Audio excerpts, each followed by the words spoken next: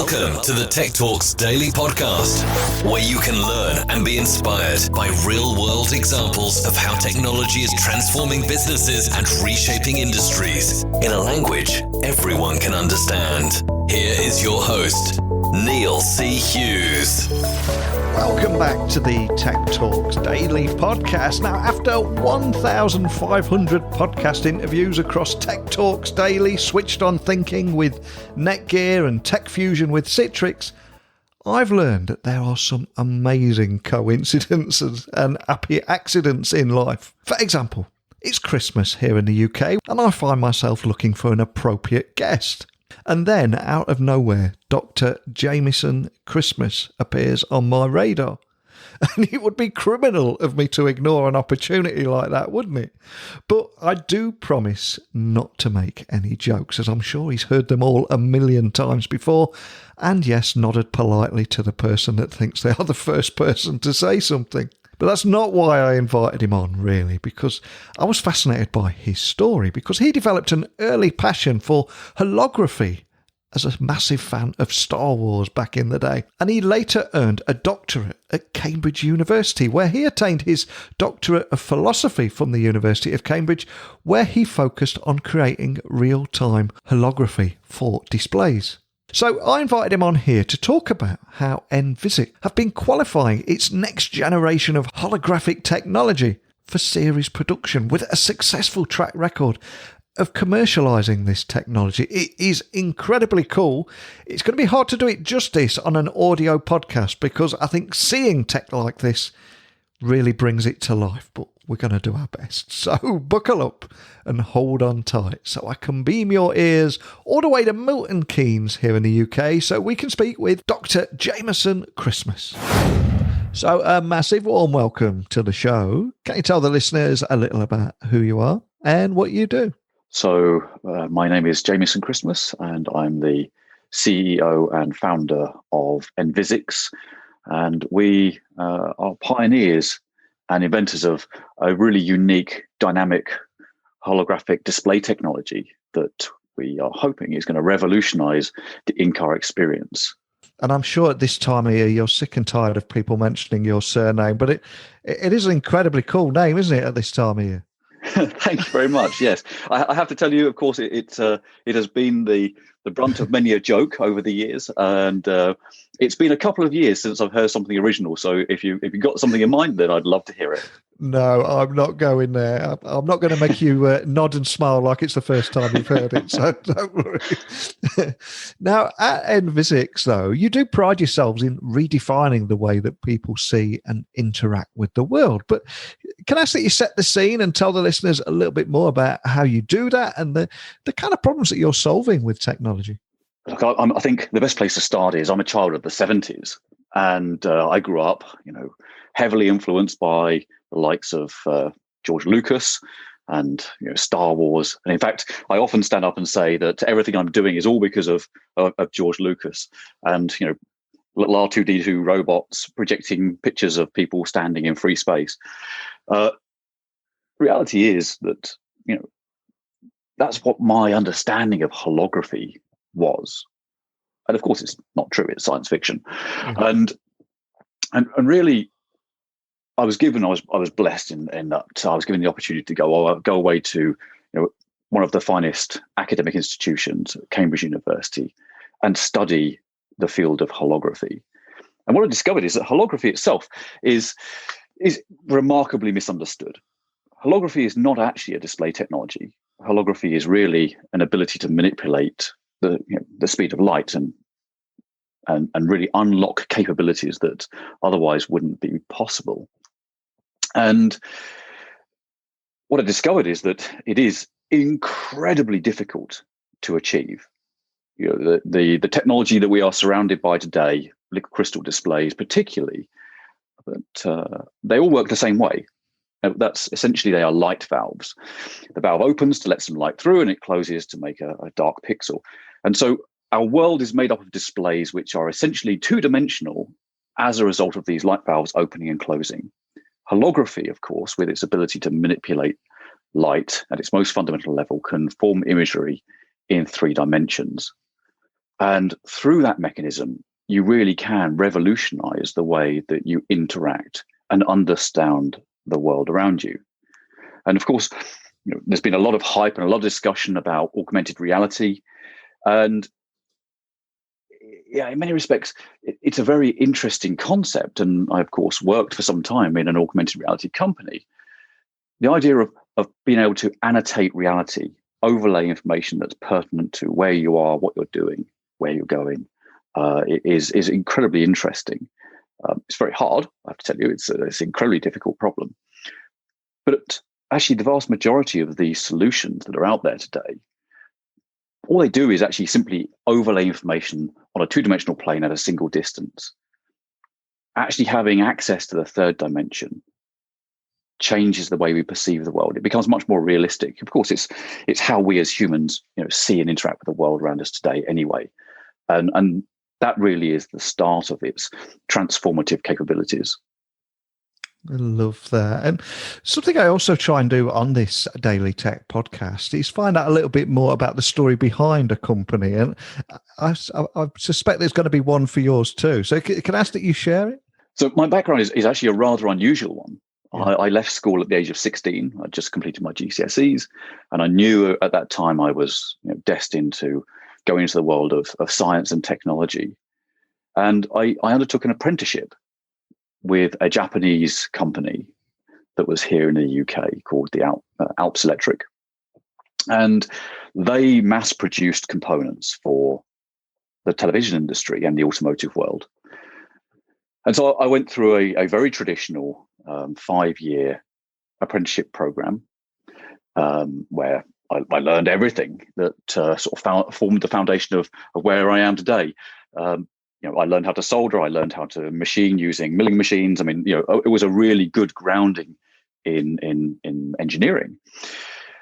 And as I progressed through the organization, I went away and I did a degree and ultimately was given the opportunity to go and do a PhD. And that's where I was embedded into Cambridge University to research this topic. What was kind of unfortunate in many respects is that having just finished the PhD and having just, made some really significant breakthroughs, my employment at the Alps Group came to an end by virtue of the Lehman shock. Yeah. And, it was a very difficult time financially for companies. And the Alps Group, elected to close its UK operation. And so myself and another person from the Alps company here in the UK got together and decided that we would start a company to continue the technology development that started in Cambridge. And that company was called Two Trees Photonics. And the interesting story behind the name is, having been off to Japan to meet the senior leadership team there within Alps and to say our goodbyes, we sat in a pub in Japan drinking beer and said, what should we call this company? And my co-founder's name was Peter Woodland, and of course my name Jameson Christmas. So Two Trees Photonics being the lowest common denominator is how we set up. And of course the danger of the internet is you can do anything instantly wherever you are in the world. And so there we were, having had a few beers on our mobile phones, and we filed the name for the company, and off we went. Mm-hmm. And it was a really interesting start. I have to say, with hindsight, it's a dreadful time to start a company in the wake of a financial crisis.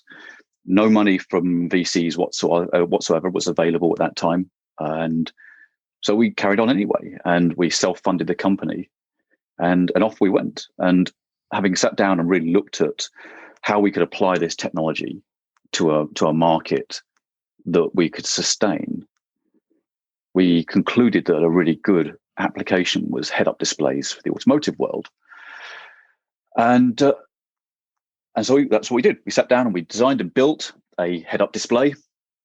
We started showing it to various automotive companies in 2010, and we attracted the interest of Jaguar Land Rover. And Jaguar Land Rover at the time were a very interesting company. They were a little bit behind in terms of their technology adoption, certainly in comparison with the likes of BMW, who had already introduced head-up displays into the market. And they were looking for a way to catch up. and they saw the technology, they saw the form factor that we could offer, and were very excited by what we could do. And so we partnered back with the Alps Group to be our automotive manufacturer. We sat down and did a lot of design work, and over the course of 4 years, matured the technology and brought it to market. And the remarkable thing is, throughout that entire time, we never raised money. In fact, really unusually for a high-tech, deep technology startup, we actually made a profit every year. A small profit, but we've actually made a profit every single year. And so in October 2014, the very first units rolled off the production line in northern Japan, and in February 2015, the first vehicles carrying our head-up display technology rolled off the production lines here in the UK. And that really launched us as a company. In fact, it led to the acquisition of Two Trees Photonics a little over 10 months later. And we were acquired by Daiquiri, who were an augmented reality specialist company from the West Coast. And so we pivoted through augmented reality and learned a huge amount about actually how these things work and the challenges involved with that. But the interesting development was that during that time, while we were studying wearable products for people, the car companies came back to us and said, "We really want to continue working with you. We believe that your technology is going to be the future of displays in cars. Please reconsider coming back into the automotive sphere." And so after much discussion, that's exactly what happened. We agreed to start some limited activity under the Daiquiri umbrella, doing augmented reality displays within vehicles. But it became clear very quickly that, whilst both technologies, wearable products for humans and technology for cars, were augmented reality, they were very divergent in their requirements. And so in order to really enable better focus, we agreed that we should separate the companies. And so on the 1st of January 2018, Envisics became a completely independent corporate entity focusing upon augmented reality and holographic technologies for the automotive world. And that really has sort of been the resurgence of the company in many respects. We've accelerated, we've made significant strides with the technology. We, of course, have undertaken a funding round. We've secured our next customers for our second generation of technology. And we're doing a lot of very exciting things. Wow, what an incredible story. I love that. Absolutely love it. And here in 2020, though, can you share some use cases possibly that will just help anyone listening understand how your tech is going to change the work in possibly their world, wherever they're listening to? So head-up displays, of course, exist in the car today. I mean, there are a number of cars you can go and buy whereby effectively they take an instrument cluster, your speedo, your rev gauge, and they project it out upon the road. Actually, it typically floats a couple of meters away from you. And the rationale for this is that it means you don't have to take your eyes off the road, that your situational awareness is significantly greater, because everything you need to know about the purpose of driving is out there. It's in reality. You don't need to glance inside the vehicle to see how fast you're going. You don't need to glance inside the car to understand what gear you're in. All that information is actually overlaid upon reality. But of course, with the modern car, the infotainment systems are getting much more complex. They're getting much bigger screens.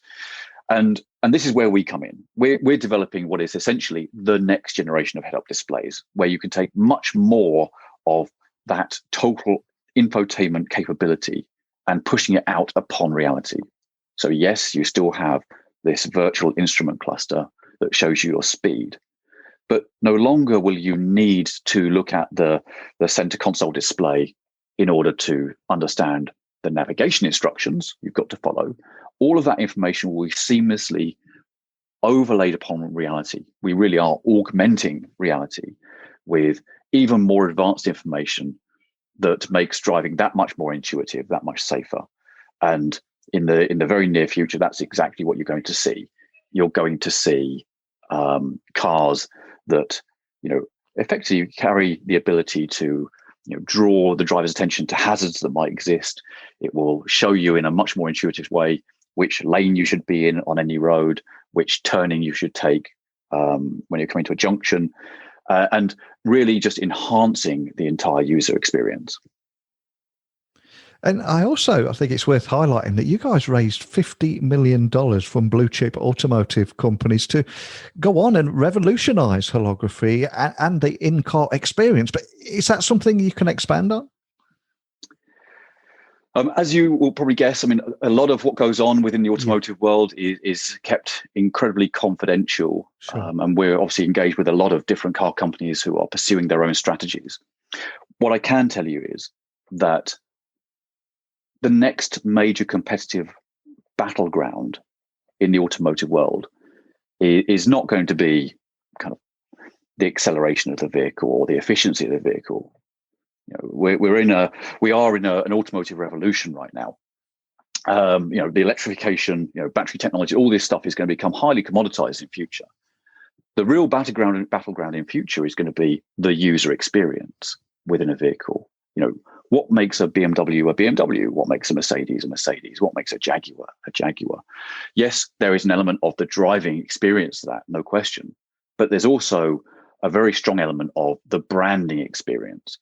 And there's a belief within the automotive world that, one of the major differentiators in future is going to be, what you experience within your vehicle, particularly when you start thinking about the advent of autonomous driving. And if you're not driving the vehicle, what are you doing with your time? And so having access to really advanced display technologies that can annotate the world around you, whilst you're being driven through the streets, can tell you where there are sales on, or what's happening in the world around you, or even just simply enhancing the world, overlaying the brand of the vehicle upon reality. All of that is very much what's on the horizon. And you said it on the horizon here, but how do you envision the future of the in-house car experience to look like? And how far away is that realistically, do you think? Well, it's not far away, I think, is the safe answer. The first cars carrying our second generation technology will come into market in a few years' time. And that's really kind of one of the very first use cases for this technology. What's really exciting is going to be the fusion of autonomous driving and this advanced augmented reality technology, because when you're no longer engaged only in the art of driving, when you've got time to be entertained or you've got time to have video calls, that interface technology is going to be absolutely key. And certainly, this prospect of autonomous driving whereby you can get picked up at your house and you climb into the car and it simply drives you from A to B and you never have to think about anything. That's probably not in the immediate future. That's probably going to take a bit longer. But certainly, autonomous driving on motorways is pretty close. The idea that you might pull onto a motorway, put it into autonomous mode, and it drives you from where you are to the exit point, which could be a couple of 100 miles away, is very much on the horizon. And the question is, what do you do with your time? How do you know what the car's aware of? And how do you provide all that information in a seamless way for the driver? That's certainly going to be the first use cases. And something else I try and do on this Daily Tech podcast is try and shatter a few myths or misconceptions. And although this isn't my industry, I would imagine the term holography is routinely misused. So are there any myths or misconceptions that you would like to finally lay to rest today? Absolutely. Let me be clear. This is kind of my soapbox moment. I have to say, having worked in holography for many years now, the flagrant misuse of the term holography is quite frustrating. Most things that mark themselves as holographic are not. They're mostly an illusion. And in fact, in most cases, these things are Pepper's Ghost, which is a semi-transparent screen and a display of some kind. And that dates back actually a couple of 100 years. This is not new. And then you come to some more modern variants of this. Microsoft HoloLens is a perfect example. Their displays are not holographic. They use holographic technology to guide the light to your eyes, but the display itself is not holographic. It is not three-dimensional. So yes, I mean, it is actually one of the most difficult things we have to try and explain to people, which is, true holography, true three-dimensional holographic imagery is extraordinarily difficult to achieve and is not actually in mainstream applications today. And it's, of course, something that we're certainly trying to achieve. Fantastic. And I'm curious, how is your unique multidisciplinary background in science, engineering, and design, if you put all that together, how has that enabled you to push forward this commercial realization of cutting-edge holography technologies? Because it just feels like you're perfectly placed and you've got this unique skill set here. Well, that's very kind. In many respects, I'm the product of what was an amazing introduction to engineering and science through the apprenticeship scheme. And being exposed to electronics, being exposed to mechanical engineering, being exposed to product design. What does it actually take to bring something to market? And it's actually extremely challenging to make a high quality product you can churn out millions of that is actually manufacturable and mass producible. I think the unique challenge we are undertaking in holography is it really is as multidisciplinary as you can possibly imagine. We have unique material science, unique chemistry, if you will. We've got unique silicon technology that's needed to drive that material science. There's complex mathematical algorithms that work out, how light is propagating through free space to enable you to compute these holograms. You've got the electronics, which actually enable that compute chip to work. Then you've got lasers, you've got optics, you've got the mechanical systems that hold all that stuff in close alignment so that you can achieve high quality imagery. It really is the fusion of and the convergence of many different technologies. And I'm, just very lucky to have been in the right place at the right time, having been trained in many different disciplines. And, frankly, this is, anybody who's involved in this field is very much standing on the shoulders of giants.